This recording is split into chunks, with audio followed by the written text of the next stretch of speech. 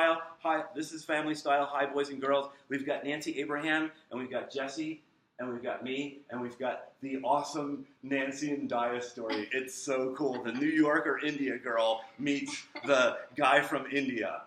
Okay. Once upon a time. Once upon a time. Nice and loud. Well, I was single, obviously. I was basically in my 20s, early 20s, and look at you. I don't know. Yeah, look it doesn't matter. Okay. And basically, I just felt like the Lord was leading me to fast once a week and kind of pray for my husband, but not pray for my husband in a way of like, just let it go to the Lord and then move on. So every Friday I would fast either for breakfast and lunch or the whole day, and I would spend time with the Lord. I had a day off on Friday, so from working, and so basically just fasted and put my petition to the Lord and said, Lord, I know that I probably will be married one day, and Lord, provide me a mate that you have handpicked for me, and because I don't know what I'm going to be like in 10 years. I have no idea, and so I don't know who I need. You know who I need, because you know what I'm going to be like in 10 years. Right. And you know who that person's going to be like. And so... and she's a New Yorker, so she's subject to the shopping spirit and like the business bottom line spirit and all the stuff that you get when you live in New York. Yes. So she's trying to throw all that stuff away and let God do the deciding. Yes, right. Yes. And I just said, Lord, handpick them for me. And I would pray. I would, let the Lord, tell him what I desired. But over the time of fasting every Friday, once a week, the Lord would just show me some things that are like, this is really not what you need. And my list, like I wrote it down, and my list began to transform and change as I prayed to the Lord. But that is like the first 10 minutes of my prayer time. And then I would just sit in the presence of the Lord, either in prayer or worship or reading the Word of God, and just receive from the Lord. So just asking the Lord, what do you want from me today? And the Lord really, through those times, I fasted 2.5 years, once a week. So 2.5 years. Pretty cool, huh? I forgot that part. I don't think you told me that part. Yeah, I don't know. I think you mentioned fasting, but you didn't give the details. Yeah, it was 2.5 years. And this was after, right after my father passed away of leukemia. He was 56 years old. Whoa. Yeah, he was very young. And so it was really devastating for me. I was very close with my dad. And so I basically, in our culture, the dad really helps you to find someone. And so when that was gone, I felt like there's no hope for me. There's no one else but God that can help me in this journey. And so, like I said, the first 10 minutes were, this is the kind of person I would like to marry. And it would be everything. I mentioned everything, looks, character, godliness, like everything I would mention to the Lord. And again, God transforming that list, with me and him together. And then later just, I really received healing from the Lord during that time, whether it was from my dad passing and just to be healed of that whole situation. And so, but I think it was like towards the end of the fasting time where I was, getting ready, like almost close to meeting Dias. I was reading, I probably didn't mention this to you, but I was reading a book called, by Elisabeth Elliot, and I'm not really sure what the name of the book is, but she was talking about how she counseled single women. A Chance to Die? A Chance to Die. That's about her whole life in Dohnavur. No. Okay. No, this is about... Elisabeth Elliot wrote the... Yeah, this was about how she... Oh, no, that's Amy Carmichael. I'm sorry. Okay. You're talking... Elizabeth Elliot and her meeting Jim, Yes. and how Jim like wanted a woman that could deal with like a totally off the Yes. wall. Yes. Okay, wow. And then part of that, she talked about counseling some single women. And so she had this session, and she was describing this session, how, you know, the girl was going on and on about this person that she wanted to marry, and, you know, hopefully that the Lord will, you know, bring them soon. And then she just asked the question, well, what if God doesn't want you to get married? And it just kind of hit me like, Lord, like, you would never ask me to do that, you know? And it was just a dawning on the concept of total surrender to God. Total surrender. Whatever it is, whatever God wants, whoever God wants. And so I just began to surrender that, like, surrender the list that I made. Because I was thinking, like, you know, God, we made this list together. This must be everything that we came up with. But it was just a point of total surrender. And I said to the Lord, I said, you know, if that man, you know, God spoke to me and said, what if I bring you this person who has nothing to do with that list, but you know that I picked him out for you? What would you do?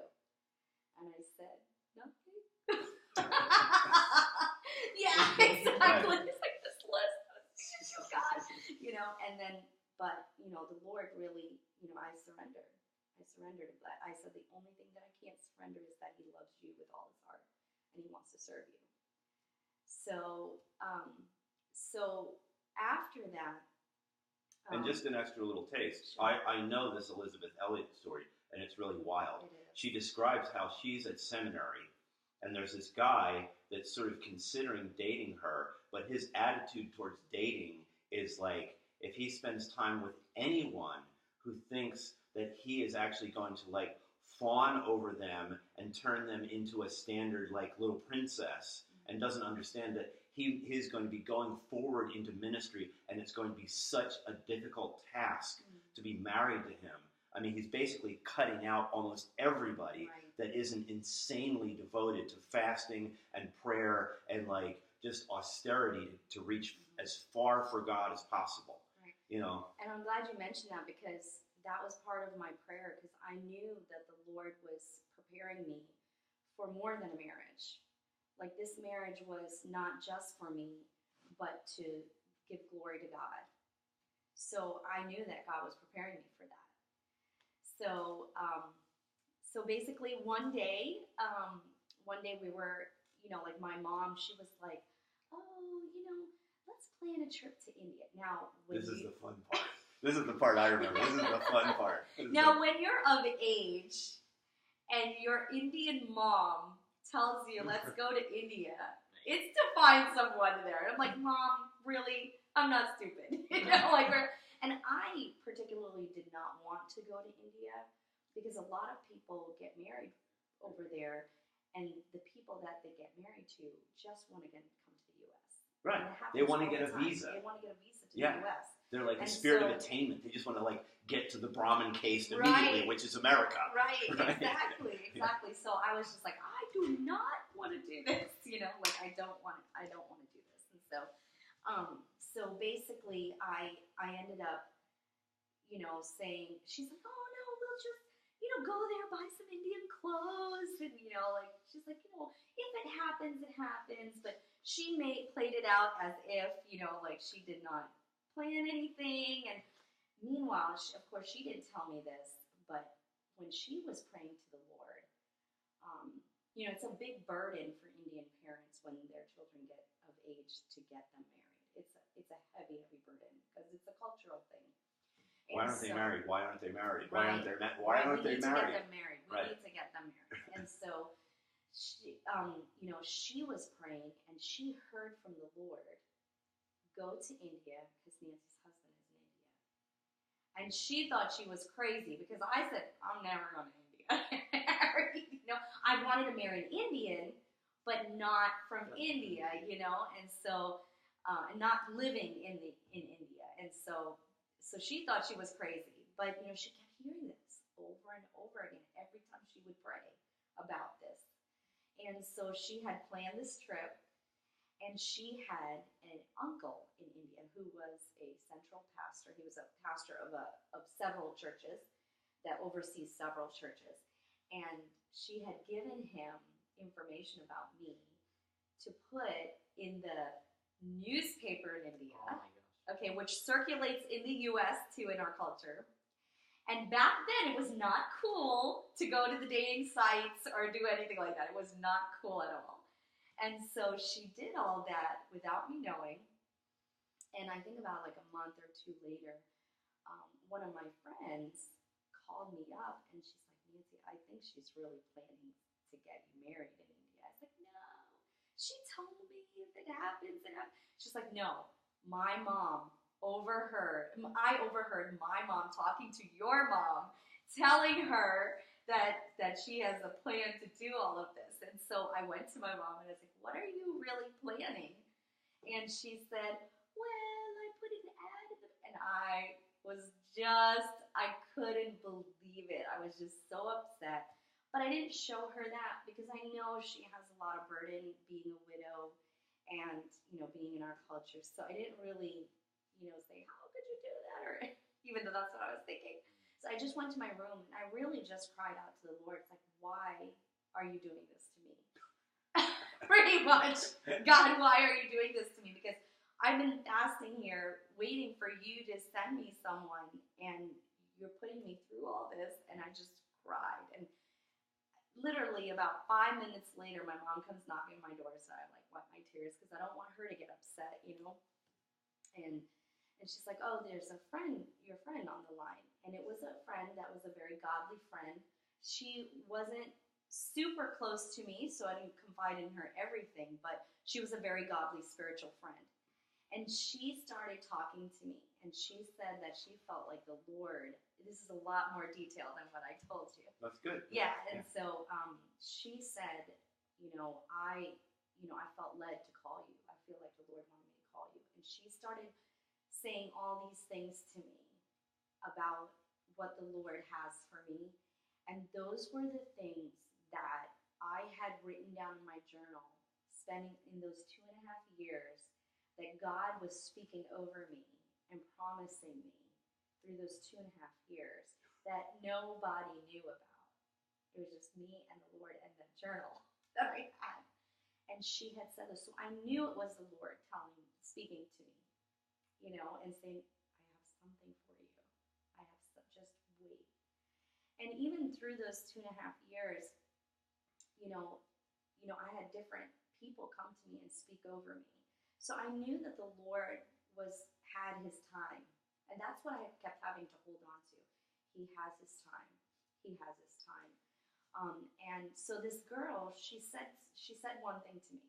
And she said, no matter what, you can search all over the U.S., but you're not going to find your husband if he's in India. If God has him in India, you're not going to find him here, no matter how hard you try.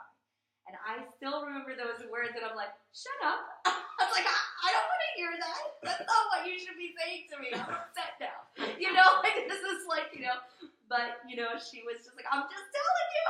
This is what the Lord wants me to tell you, And so I just took it in, and I was just like, it just can't be. This can't be